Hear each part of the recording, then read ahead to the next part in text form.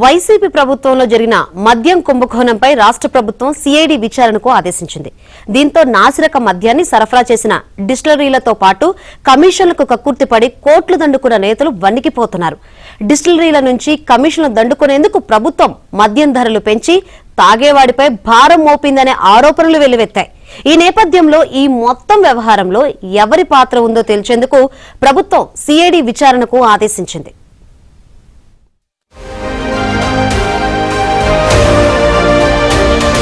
రాష్ట్రంలో 2019 నుంచి 2024 వరకు వైసీపీ ప్రభుత్వం మద్యం విధానాన్ని మార్చేసింది. అంతకుముందు మద్యం షాపులు వేలం విధానంలో విక్రయించడమే కాకుండా అంతర్జాతీయ బ్రాండ్లను ఆంధ్రప్రదేశ్లో అమ్ముకునే స్వేచ్ఛను కల్పించారు. వైసీపీ ప్రభుత్వం అధికారంలోకి వచ్చిన తర్వాత మద్యం షాపుల వేలాన్ని ఎత్తేసి నేరుగా ప్రభుత్వమే మద్యం దుకాణాల్ని తెరిచింది.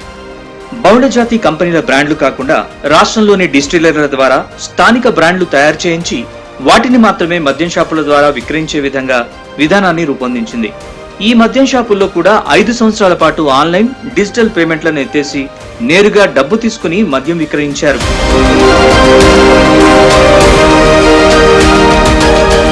వైసీపీ పాలనలో 99,000 కోట్ల రూపాయల మద్యాన్ని విక్రయించినట్లు ఇటీవలే కూటమి ప్రభుత్వం విడుదల చేసిన శ్వేతపత్రంలో తేలింది. అయితే ఈ లెక్కలు నిజం కావని, సుమారు 1,25,000 కోట్ల రూపాయల మద్యం విక్రయం జరిగిందని చెబుతున్నారు నిపుణులు. 2019 నుంచి 2024 వరకు 3,40,00,000 కేసుల మద్యం విక్రయం జరిగిందని అంచనా వేస్తున్నారు.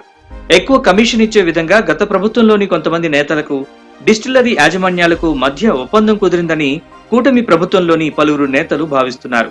ఈలోపు తాము కమిషన్లు ఇవ్వలేమని పలువురు చెప్పగా ధర పెంచి ఎక్కువ కమిషన్ రాబట్టారని విమర్శలు ఉన్నాయి.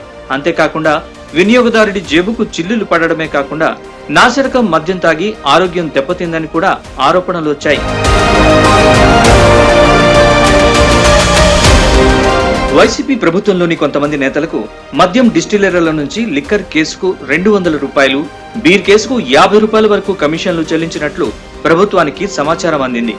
ఈ అవినీతి లెక్కల చిట్టా విప్పేందుకు సమగ్రమైన విచారణ జరపాలని ప్రభుత్వం నిర్ణయానికి వచ్చింది. ఇప్పటికే ఏపీ బెవరేజెస్ కార్పొరేషన్ కు చెందిన పలు ఫైళ్లను సిఐడి అధికారులు స్వాధీనం చేసుకున్నారు. ప్రధానంగా మద్యం సరఫరాకు సంబంధించిన ఫైళ్లతో పాటు డిస్టిలరీలు సరఫరా చేసిన మద్యం, ధరలు, రాబడి వంటి వివరాలకు సంబంధించి ఆన్లైన్లో ఉన్న సమాచారంతో పాటు పలు డిస్టిలరీల వద్ద ఉన్న లెక్కల్ని సేకరించే పనిలో ఉంది. వైసీపీలోని కీలక నేతలకు కోట్లాది రూపాయలు ముడుపులు ముట్టాయనే ఆరోపణలు పెద్ద ఎత్తున ఉన్నాయి. మరోవైపు ఏపీ బెవరేజెస్ కార్పొరేషన్ మాజీ ఎండీ వాసుదేవరెడ్డిపై పోలీసులు కేసు నమోదు చేసి హైదరాబాద్, తాడేపల్లి నివాసాల్లో తనిఖీలు నిర్వహించారు. వాసుదేవరెడ్డి పోలీసు దర్యాప్తునకు అందుబాటులో ఉండాలని ప్రభుత్వం ఆదేశించింది. ఈలోపు వాసుదేవరెడ్డి తనకు ముందస్తు బెయిల్ ఇవ్వాలని హైకోర్టులో పిటిషన్ వేశారు. రాష్ట్ర ప్రభుత్వం మాత్రం మద్యం కుంభకోణంలో అవినీతి గుట్టు రట్టు చేసేందుకు సిఐడి విచారణకు ఆదేశించింది.